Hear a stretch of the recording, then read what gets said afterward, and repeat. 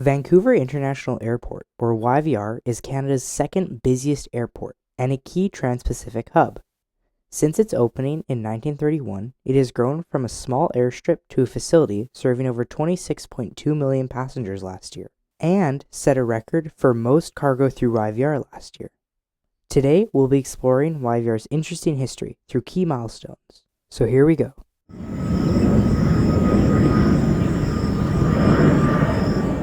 In the 1920s, Vancouver's aviation relied on a grass landing strip on Lulu Island. In 1927, aviator Charles Lindbergh refused to go to Vancouver because to him there was no fit field to land on. This did not go over well with Vancouver residents. This embarrassment prompted civic leaders to prioritize aviation infrastructure, seeing it as vital to Vancouver's growth as a modern city. So, in 1929, the city of Vancouver invested $600,000 to purchase land on Sea Island, an underdeveloped and non-populated piece of land perfect for an airport.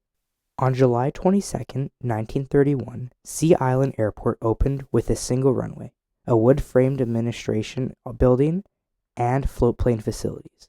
It served 1,072 passengers that year. These early operations were modest, with pilots often navigating by landmarks like the Fraser River.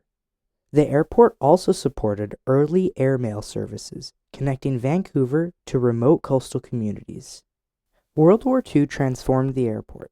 In 1940, it was leased to the federal government and became RCAF Station Sea Island, a training base for the British Commonwealth Air Training Plan. New hangars and a Boeing aircraft production plant were built. Over 7,000 personnel were trained there, and the airport played a critical role in producing aircraft like the Boeing B-17 Flying Fortress, strengthening Canada's wartime aviation efforts. In 1947, the airport returned to civilian use, and the city opened it to commercial airlines.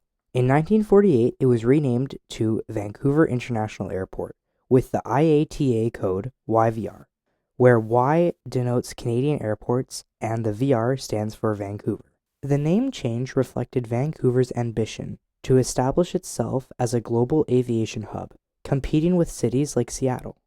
The 1950s saw rapid growth in air travel. New terminals and extended runways accommodated larger planes. In 1957, more land was acquired, and Canada's first jet-era aircraft hangar was constructed. This hangar supported the maintenance of early jet aircraft, like the Douglas DC-8 and the Boeing 707, and symbolized YVR's readiness for the jet age. The 1960s marked the jet age. In 1968, a new main terminal opened, designed by Zoltan Kiss in the mid-century modern style.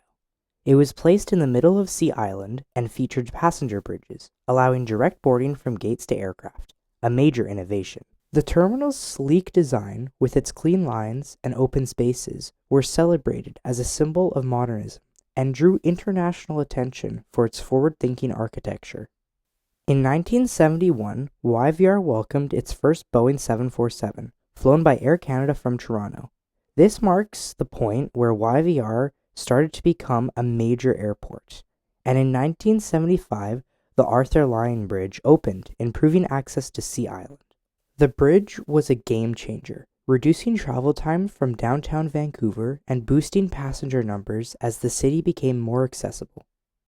In the 1980s, YVR prepared for Expo 86, the Vancouver World Fair, with a $32 million modernization to handle increased traffic. This included infrastructure upgrades to ensure it was ready for the large number of visitors expected during Expo 86, and just modernization of the airport as a whole.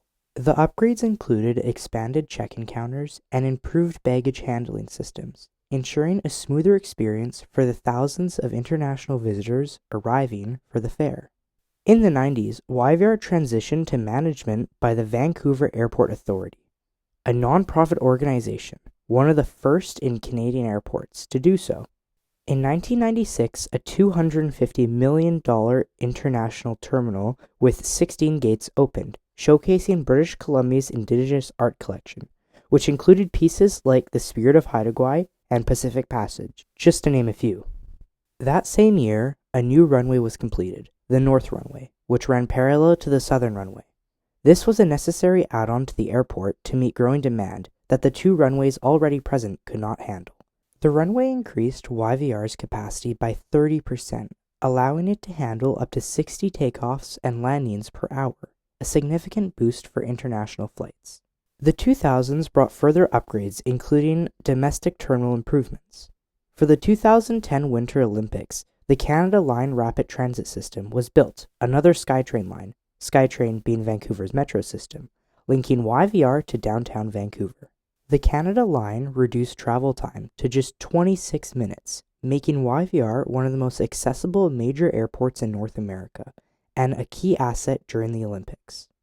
In 2011, YVR focused on Asia connectivity, offering more direct flights to China than any other North American or European airports, and still to this day, YVR is a major player in flights to Asia. YVR is a major hub for Air Canada and WestJet, and has U.S. border pre-clearance facilities, making international flights to America more simple for passengers. Fast forward to today, and YVR has won the Skytrax Best North American Airport Award multiple times, including in 2025, and was ranked the world's 13th best airport that year. Looking to the future, YVR has already greenlit a modernization of the North Runway, resurfacing it and replacing all the lights with LEDs. This will all be done at night, so it won't affect operations during the day.